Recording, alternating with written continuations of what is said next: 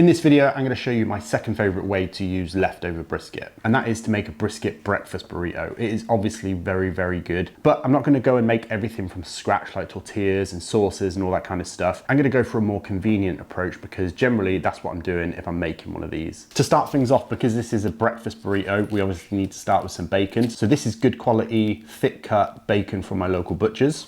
And rather than leaving this bacon in whole strips, what I'm going to do is cut it down into kind of just smaller than bite-sized chunks. And the reason for that is when I'm biting into this burrito a bit later, you get a good amount of bacon dispersed throughout the whole thing. And if the bacon does soften up whilst the burrito is wrapped up and steaming, you're not gonna bite down on a whole slice of bacon and pull the whole thing out, which has definitely happened to me in the past. Maybe I'll go one more slice. Then we're gonna get this into a pan, get this on a nice low heat, get a nice render going. No need to add any water or anything like that, just a nice low heat. Make sure this is nice and crispy. And while that bacon's frying away, I've got some leftover brisket here. Been in the fridge for a couple of days. Got some lean slices, got a little bit of point end there as well. And I'm gonna do the same, I'm gonna cut this down into some bite-sized chunks. Looking good. I put this into a container for a bit later. Next up, eggs.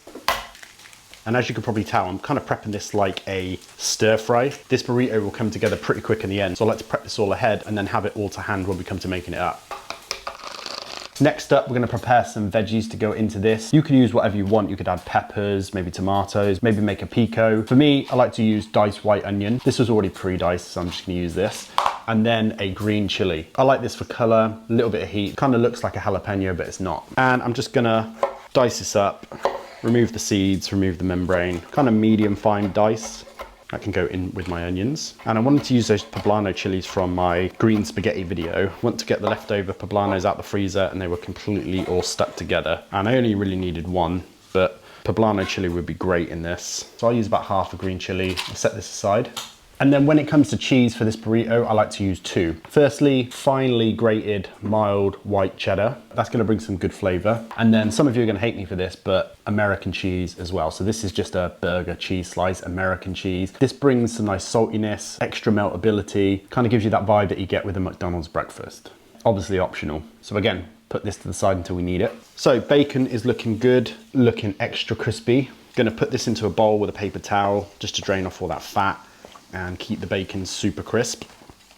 And then for me, a breakfast burrito or breakfast taco isn't done right unless it's got potato in it. Obviously you could go down the route of cubing up, parboiling and frying some of your own potatoes. But for me, for convenience, I like to use just these frozen hash browns. They get pretty crisp, they've got some good flavor to them and they do the job. So I like to throw these into the air fryer for 15, 20 minutes, get them really, really crispy, break them up a little bit, and then that's my potato element in my burrito. But obviously you could do whatever you want to do.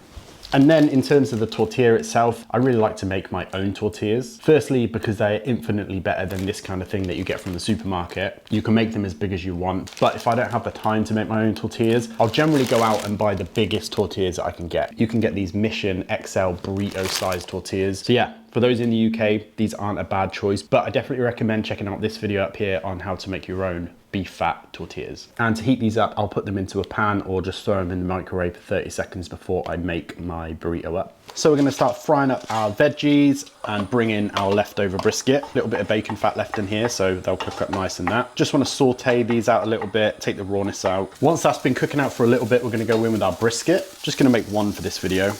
Heat that through, render some of that fat out, break it down a little bit, give that a touch of water.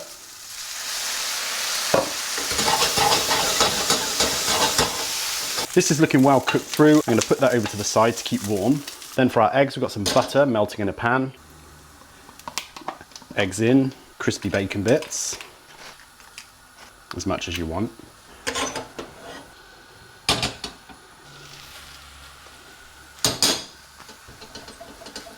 Once that egg's pretty much ready to go, time to assemble. Going down with our heated tortilla, hash browns.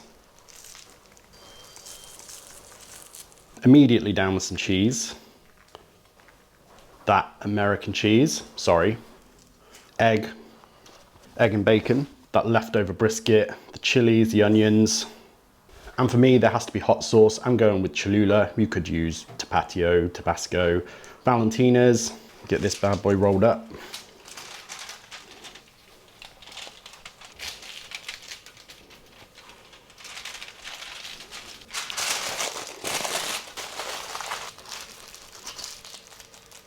And that is a breakfast burrito. So I let that sit for a little bit, just hoping that the cheese will melt up nicely. Let's cut into it and see what that cross section looks like. Oh, that looks good. Yeah, that looks absolutely ridiculous. Looking forward to this. Not overly excited about the tortilla, but I think tortillas are more than just a vessel for what's inside. But yeah, have a bite.